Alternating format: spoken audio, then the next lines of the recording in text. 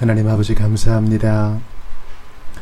저희에게 성경의 말씀을 친히 열어주시사 가르쳐 주시니 감사합니다. 잘 듣고 새기고 깨달아 하나님 원하시는 순종의 열매를 맺게 하소서. 뿐만 아니라 기도가 깊어지고 예배가 확장되며 하나님께 감격하여 정말 기쁜 마음으로 주님을 따라가게 하시옵소서. 진실한 제자의 삶은 무턱대고 뛰는 것이 아니라 주님 발 아래 앉아 배우고 익히며 주님과 교제하며 나아가는 것인 줄 압니다. 오늘도 주의 말씀, 성령의 감동으로 허락하신 이 말씀, 신자의 교훈을 위하여 충분히 허락하신 이 말씀 앞에 서오니 주여 역사하여 주시옵소서. 하나님 말씀을 듣는 데에는 나이와 인종, 성별, 어떤 차이와 차별도 없는 줄 압니다. 열린 마음으로 주님 앞에 나온 모든 이들에게 한 가지로 복을 허락하여 주옵소서. 우리 구주 예수님 이름으로 기도드리옵나이다. 아멘. 하나님 말씀 고린도전서 4장 14절부터 21절까지입니다.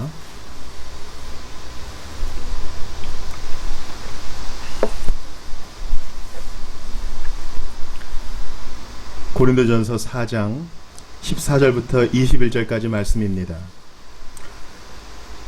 내가 너희를 부끄럽게 하려고 이것을 쓰는 것이 아니라 오직 너희를 내 사랑하는 자녀같이 권하려 하는 것이라. 그리스도 안에서 1만 스승이 있으되 아버지는 많지 아니하니 그리스도 예수 안에서 내가 복음으로써 너희를 낳았습니다. 그러므로 내가 너희에게 권하노니 너희는 나를 본받는 자가 되라. 이로 말미암아 내가 주 안에서 내 사랑하고 신실한 아들 디모데를 너희에게 보내었으니 그가 너희로 하여금 그리스도 예수 안에서 나의 행사 곧 내가 각 교회에서 가르치는 것을 생각나게 하리라.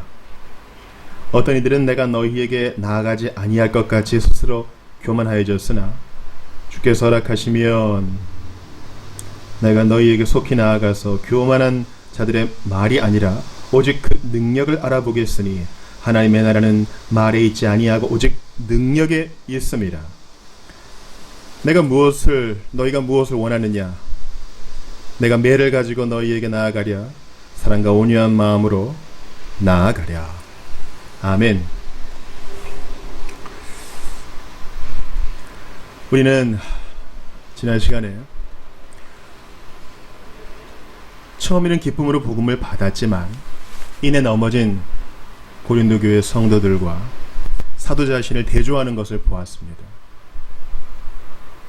그들은 왕노릇을 하고 있었습니다. 교만에 빠진 것이죠. 그러나 사도는 세상의 찢기와 쓰레기 취급을 받았습니다. 아직 우리가 몸의 부활을 겪지 않았습니다. 아직 예수님 재림하지 않으셨습니다. 그때까지는 내 몫에 대한 십자가 지고 예수님의 뒤를 따라가야 합니다. 근데 고린도 교인들은 이미 모든 것을 잃은 양 교만에 빠지고 왕노릇을 하고 서로 판단하고 교회를 분열시키고 있었습니다. 그래서 오늘 본문을 보니까 사도는 자신 이후에 고린도 교회에 와서 여타 좋은 것을 알려준 선생들과 다르고 자기는 고린도 교회를 세운 설립자요. 물론 교회 설립자는 하나님이시지만 너희 각 사람에게 복음을 처음 전하여 회심에 일조한 사람으로서 나는 그런 스승과는 달리 영적 아비로서 너희에게 말한다. 이런 권위의식을 가지고 얘기합니다. 그래서 지난번에 그 세 개의 대조를 통해 바울이 하고자 하는 말은 바로 이것이라고 스스로 얘기하죠. 너희를 부끄럽게 하려고 쓰는 것이 아니라 오직 너희를 내 사랑하는 자녀같이 권하려 하는 것이라. 수치심에 빠지게 하려는 것이 목적이 아니라 이런 대조를 통해 이런 호소를 통해 사랑하는 자녀를 교훈하려는 아비의 심정으로 이런 편지를 쓴다 하는 것입니다. 그렇습니다. 우리가 지체들을 권고하는 목적은 너 한 방 먹어봐라 이런 것이어서는 안 되고요. 사랑으로 회복을 목적으로 다가가야 하는 것입니다. 바울은 특별히 자녀를 대하듯이 그들을 돌본다, 훈계한다 이렇게 말을 하고 있습니다. 그러면서 그리스도 안에서 1만 스승이 있지만은 아버지는 많지 않다. 그리스도 예수 안에서 내가 복음으로서 너희를 낳았습니다. 영적 출생은 하나님으로부터 말미암은 거죠. 지금 바울이 이런 표현을 쓴 이유는 이방 신으로 우상으로 가득한 고린도에 내가 너희를 한 사람 만나 복음으로 권고하여 교회로 이끈 바로 그 사람이 내가 아니냐. 많은 스승들은 말한다. 내가 얘기하는 것에 집중을 하시고 내 행동은 본받지 마세요. 그렇게 얘기하지만 나는 너희에게 당당히 말한다. 너희는 나를 보지 않았느냐. 나를 본받아라. 내가 예수님 본받은 것처럼 너희도 나를 본받아라. 내가 이렇게 말할 수 있는 거 너희가 나를 보지 않았느냐. 스승은 책임은 안 진다. 가르칠 것만 가르치고 떠나면 되지. 그러나 나는 그럴 수 없다. 너희와 나의 관계가 어떠하냐. 바울이 이런 얘기를 하는 것입니다. 이 아버지 이것 때문에 우리가 좀 살펴볼 본문이 있어요. 바로 마태복음 23장 9절부터 11절인데요.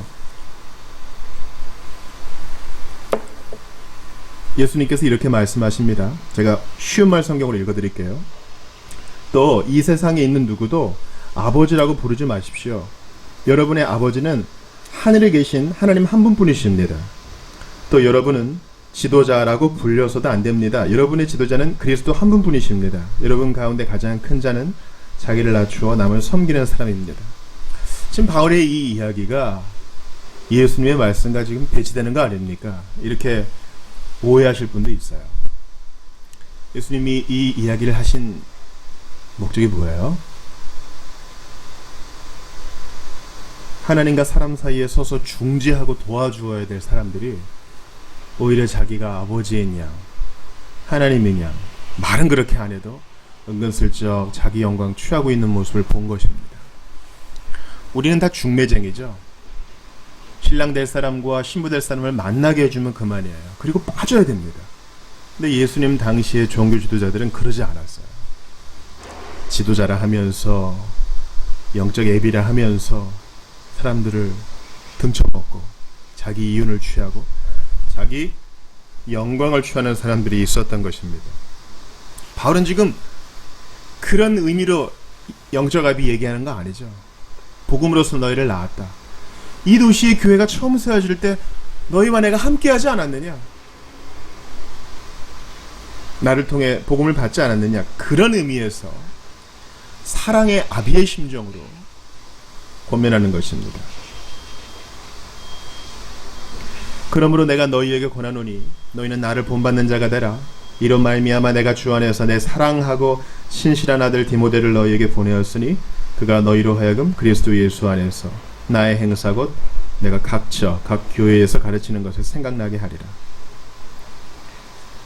바울은 자기가 복음 전한 교회에서 늘 이 말을 합니다. 나를 본받는 자가 되라. 고린도전서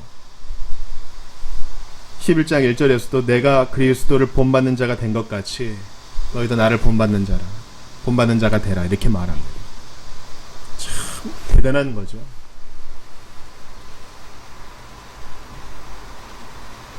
우리에게 다들 이런 지도자가 있기를 원합니다. 우리의 직분자들이 다 이렇게 되기를 바랍니다. 너희는 단순히 내게 그냥 가르침만 받은 게 아니라 보고 배우지 않았느냐? 모범을 받지 않았느냐?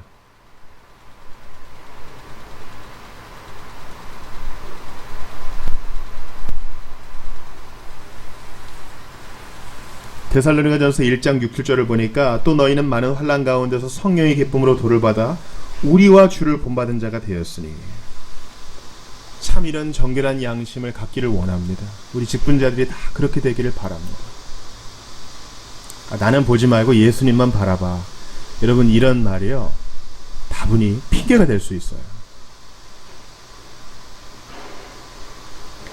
바울은 지금 잠깐 자신의 할 일에 지금 묶여있기 때문에 디모데를 먼저 보냅니다. 디모데를 보낸 이유는 바울이 디모데에게 많은 것을 가르쳤고 그의 선생 노릇을 했을 뿐만 아니라 또 그의 애비 노릇도 했죠. 아비 노릇을 했습니다. 그래서 디모데를 통해 너희가 받은 가르침을 생각나게 하기 위해서. 중요합니다. 새로운 어떤 가르침이 필요할 때가 있지만 이미 기존의 것들, 잊어버린 것들을 다시 새롭게 깨닫는 작업도 대단히 중요해요. 디모데가 그 자극제 노릇을 한 것입니다. 디모데에게 새로운 가르침을 받아가 아니라 디모데를 통해 예전에 받았던 그 복음의 감격, 그 메시지의 순전함을 회복해 하는 것입니다. 여러분, 우리에게 이런 자극이 필요해요. 우리 교회에 한 3,000권 정도 신앙 서적이 있습니다. 이것은 우리에게 자극을 주는데 첫 번째 목적이 있어요. 아, 하나님의 사람들이 이렇게 진리를 사랑했구나. 아, 이 말씀을 보는 이러한 해석이 있구나. 아, 우리 선배들이 실제로 이렇게 주님께 헌신했구나. 아, 이런 반면교사가 있구나. 이런 자극을 받는 것입니다. 그래서 책을 떼는 것에 너무 목적을 두지 마시고 한 구절이라도 내게 자극을 주는 것을 붙들고 아, 맞아, 그랬었지! 생각나게 하는 것. 그 목적을 독서하면서 취하세요. 하나님께서 우리의 디모데를 또 주변 사람들을 통해서 주십니다. 교제하는 가운데 형제님, 자매님, 요즘 이런 부분이 좀 부족하신 것 같아요. 돌이킬 수도 있는 것입니다. 환경도 자극이 될 수 있죠. 가장 좋은 자극은 바로 사람. 우리 공동체 속에서의 이 사람, 지체들을 통해서 받는 것입니다. 야, 저 지체는 슬픔 속에서도 저렇게 일어나는구나. 자극을 주죠. 야, 저 형제는 그렇게 어려운데도 주님을 알기 위해 열심을 내는구나. 자극을 줍니다. 저 자매는 그럴 만한 환경이 아닌데도 어떻게든 가족 구원을 위해서 시간을 내서 기도하는구나. 자극을 줍니다. 새로 믿고 세례를 받는 사람들을 보면서 맞아, 나도 전엔 저랬지. 내게 지금 뭔가 빠져있는가 돌아보게 되는 자극이 되는 것입니다. 어떤 이들은 내가 너희에게 나아가지 아니할 것 같이 스스로 교만하여졌으나 고린도 교인들 중에는 착각한 사람이 있었습니다. 아, 바울이 디모데 보냈으니까 자기는 안 올래나 보다. 디모데 왔으니 그냥 우리 잘 이번 기회는 넘어가고 하던 거 계속하자 하는 자들이 있었던 겁니다. 19절을 보세요. 주께서 허락하시면 내가 너희에게 속히 나아가서 교만한 자들의 말이 아니라 오직 그 능력을 알아보겠소. 주께서 허락하시면 우리에게 이런 자세 필요해요. 너네 그 착각을 내가 깨부숴 주겠어. 반드시 갈 거야. 이렇게 단언하지 않고 하나님이 원하시면 우리에게 이런 자세 중요해요. 하나님의 뜻이면 우리가 이것 혹은 저것을 하리라. 이런 태도로 하나님이 원하시면.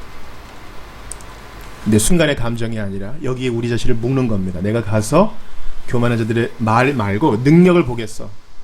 과연 그 능력이 사람을 변화시키고 핍박 속에서도 진리와 의와 사랑에 충실하게 하는지, 고난 속에서도 믿음과 소망과 기쁨을 견지하는 능력을 드러내고 있는지 내가 볼 거야.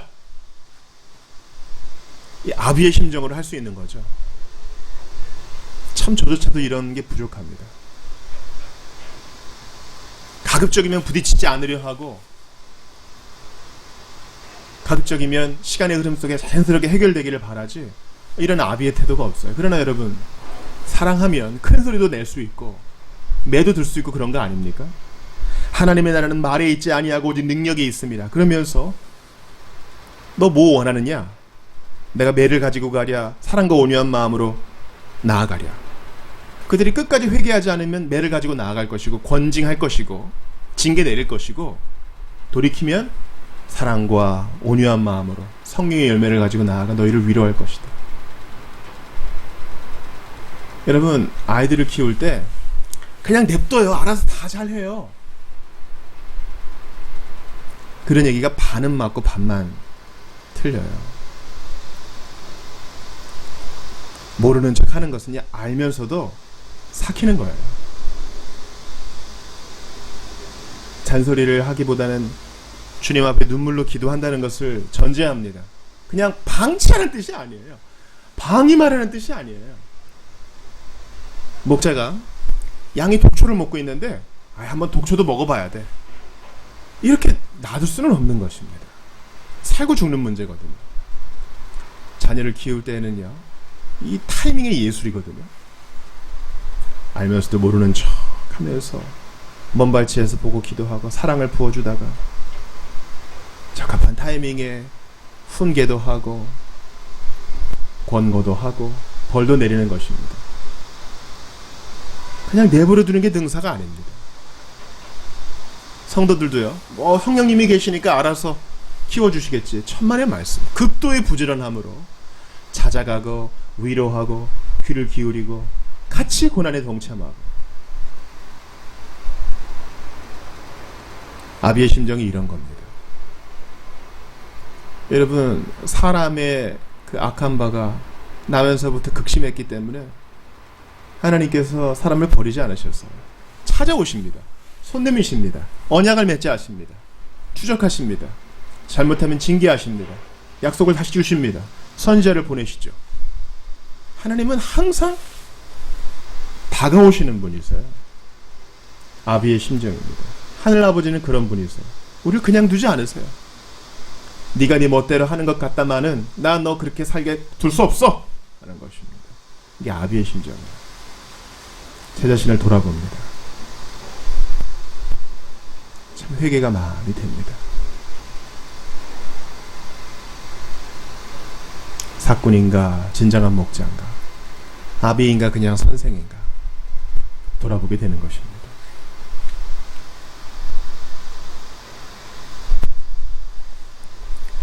하나님의 나라는 말에 있지 아니하고 오직 능력에 있다. 우리가 메시지를 받았을 때 그것이 그냥 듣기 좋은 소리가 아니라 마음속에 신적 영향력을 일으키고 있습니까? 구원을 더 누리게 하고 있습니까? 선생은 그냥 내가 전할 바 잘 전하면 됐습니다, 안녕히 계세요 하면 되지만 아비는 그럴 수 없어요. 본을 보이고 확인도 합니다. 이해했어? 자는 모습을 보며 눈물로 기도하고 손과 발을 붙들고 탄원하는 것입니다. 난 할 만큼 했다. 아비는 그럴 수 없어요. 바울을 통해서 우리 자신을 돌아보게 됩니다. 그리고 우리 주 예수 그리스도를 보게 됩니다. 그분이 나를 버리지 아니하시고 죄악 속에 좌우를 분별하지 못하는 내게 먼저 다가오셔서 너 그냥 둘 수 없어.